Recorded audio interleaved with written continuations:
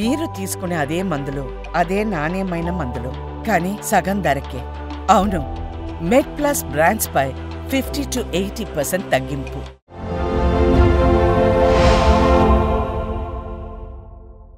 మన హాస్పిటల్లోనే ఒకసారి మన హరీష్ రావు గారు అంటే వైద్య శాఖ ఉన్నప్పుడు నేను కూడా ప్రెస్ మీట్ అటెండ్ అయ్యాను. So you are the head for the gynaecology విభాగం. సో ఆ సార్ అన్నారు, ఇక్కడ సహజ ప్రసవాలు జరుగుతాయా, సహజ ప్రసవం పెంచాల్సిన అవసరం ఉంది, సో మీరు బాధ్యత తీసుకోవాలని చెప్పేసి అది నాకు గుర్తుంది. సో సహజ ప్రసవాలు ఎందుకు తగ్గుతున్నాయి, especially in Telangana? This is a very good question. మనం అర్థం చేసుకోవాల్సింది ఏంటంటే, వాట్ ఈస్ సహజం? There are only 2 routes of delivery. Healthy mother, healthy baby is the way we have to look at. అది వెజైనా నుంచి వస్తుందా, అబ్డోమెన్ నుంచి వస్తుందా అనేది routes of delivery to make mother and baby safe. అది మనం అర్థం చేసుకోవాలి. Morbidity is important. అంటే ఏదో ఒక ఆల వేసి లాగేద్దాము, బేబీకి మెంటల్ రిటార్డేషన్ వచ్చినా పర్వాలేదు, మదర్కి ఏమైనా పర్వాలేదు, కానీ వెజనల్ డెలివరీ అయింది అంటే ఆపరేషన్ సక్సెస్, పేషెంట్ డైట్ లాగా లెక్క. సో అది మనం అర్థం చేసుకోవాలి. ఎందుకు ఈ రోజుల్లో మనకి ఎక్కువ అవుతున్నాయి? ఫస్ట్, ఇందాకే మనం మాట్లాడాం, ప్రెషస్ ప్రెగ్నెన్సీస్, ఇన్ఫర్టిలిటీ ఎక్కువైంది, అది ఒకటి. సెకండ్, మనం అందరివి కూడా ఇంత ముందు రోజుల్లో 25 ఏళ్ల క్రితము బేబీస్ ఎంత ఉండేవాళ్ళు? 2.5 kgs. ఇప్పుడు 3.5 kgs మినిమం ఉంటున్నారు. ఓకే, సో ఆ దారికి ఆ బేబీ సరిపోతుందా?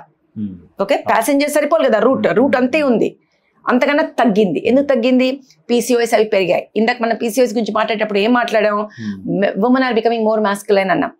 So when testosterone levels are more in a younger age group, the pelvis becomes more Android.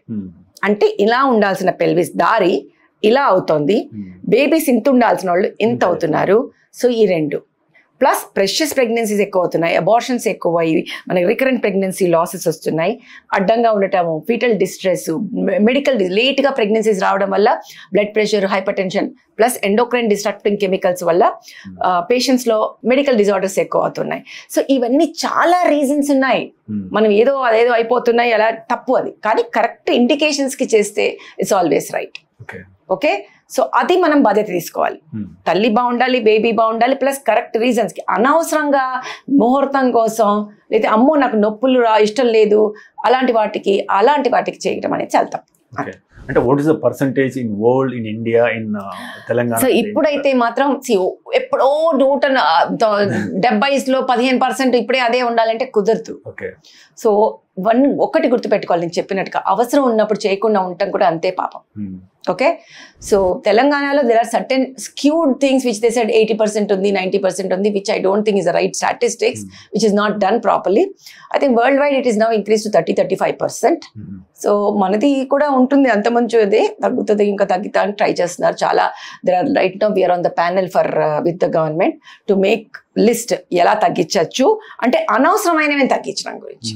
Plus tertiary care సెంటర్కి వస్తే ఎక్కువ ఉంటుంది న్యాచురలీ, ఎందుకంటే అన్ని కాంప్లికేటెడ్ కేసు ఇక్కడికి వస్తాయి కాబట్టి. అలా కాకుండా ఒక పిహెచ్సికి వెళ్తే అక్కడ నార్మల్ డెలివరీస్ ఎక్కువ అవుతాయి, ఎందుకంటే కొంచెం కాంప్లికేషన్ అయినా పంపించేస్తారు వాళ్ళు. సో వాళ్ళకి 90% నార్మల్ ఉంటాయి. అర్థమవుతుంది కదా, అట్లా అవన్నీ గుర్తుపెట్టుకోవాలి. మేడం, యాక్చువల్గా అంటే ఇప్పుడు ఆధునిక శైలి చదువులు ఎక్కువైతున్నాయి, బయాలజికల్ కాక్ దెబ్బతింటుంది, నైట్ విజన్, ఇవన్నీ మనం పక్కన పెడితే యాక్చువల్గా ఐడియల్ గురించి మాట్లాడదాం మనం. So what is the ideal age to conceive? Ideal అనేది no longer actually ideal, but what we say is ఎస్, మనం కొలబద్దలా తీసుకుంటప్పుడు 30 years దాటితే మనం ఎల్డర్లీ ప్రైమీ అంటాము. 35 లోపల మనకి బయాలజికల్ క్లాక్ డెఫినెట్గా డిక్రీజ్ అయ్యడం మొదలైపోతుంది. సో డెఫినెట్గా 30 years లోపలే ప్రెగ్నెన్సీస్ని చేస్తే హెల్దీ అని మనం, ఓవరీస్ది ఎగ్స్ హెల్దీగా ఉంటాయి.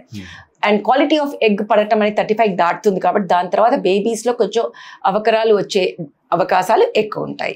సో ఐడియల్ టెక్స్ట్ బుక్ ప్రకారం with statistics less than 30 would be ideal.